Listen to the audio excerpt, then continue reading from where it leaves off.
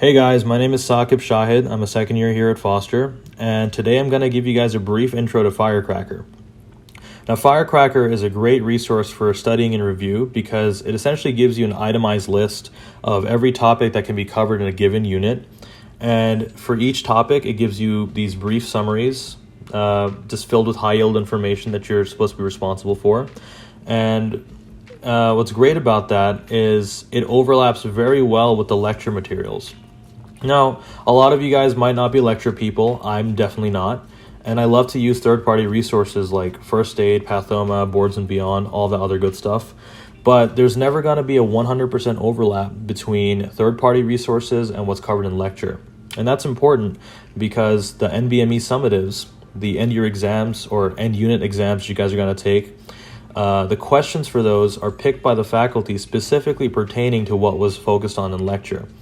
And you might want to cover your bases however you can and just to make sure that you're responsible for all the knowledge that they want you to be responsible for.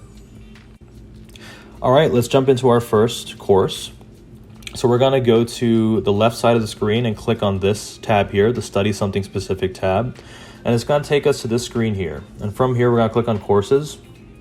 And we're going to go to IHD, which is y'all's first course of the fall semester.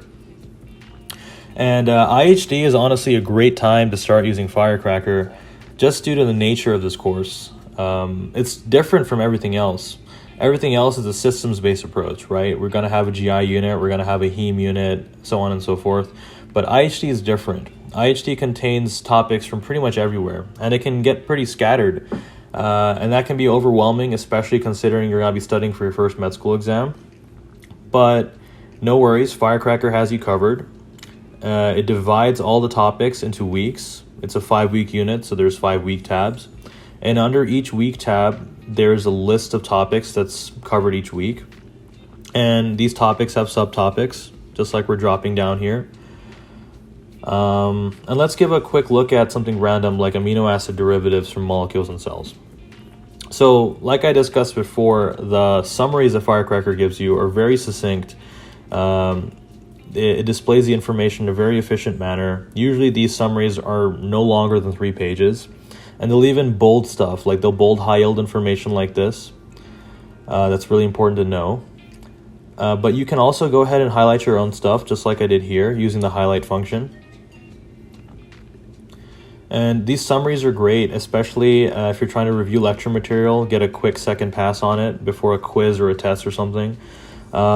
Personally, that's how I like to do it. I like to either attend the lecture for it first or watch a third-party resource video like Boards and Beyond, and then I'll go ahead and read the Firecracker topic on it just to solidify everything. Now, one of the main features of Firecracker that will be invaluable to you in terms of studying is the review functions. So the first thing I'm going to show you here is a flashcard / Anki style review function where you can select the topic and do flashcards off of it. So this is how we mark a topic. We're going to go here to this flag icon. We're going to click on it. We're going to mark it as current. So when I do that, it unlocks this tab here, which lets us do review questions. So we'll do that. I've never seen any of these before. We'll get into what these mean in a minute. Let's start this review session here.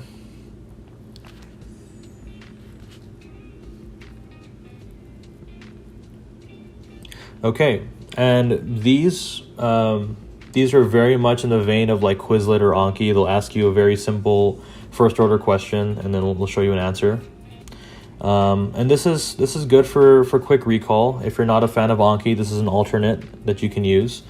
Personally, I usually don't use this function very much. I tend to stick with Anki, but if for whatever reason you don't like Anki, this is another flashcard resource for you. And you can rate how well you know the topic from a scale of 1 to 5. Go ahead. And the second review function that I want to talk about that I personally got a lot of help with are practice questions, multiple choice practice questions.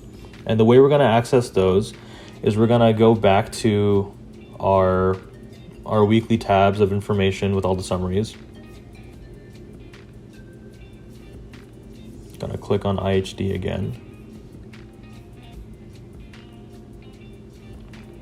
Okay, so you guys saw how I marked that topic before, right? I just went ahead and marked this specific topic here. What I usually like to do is I like to build a question bank in Firecracker. And the question banks are based off the topics you've already marked.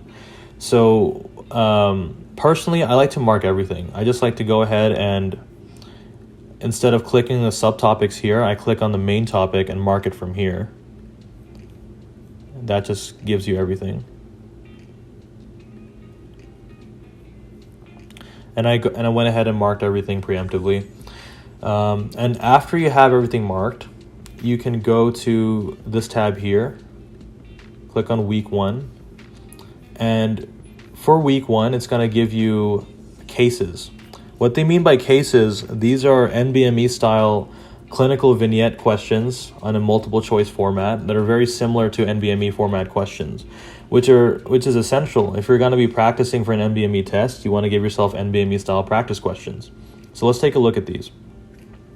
So as you can see here, these are the questions. This is the number of questions I have available based on the topics I've marked. So I'm just going to go ahead and flag all of these, so I get the maximum amount of questions. You have previously incorrectly answered cases. You have correctly answered ones, just so you can go back and take a look at those. And let's start up a quick 10 question session here.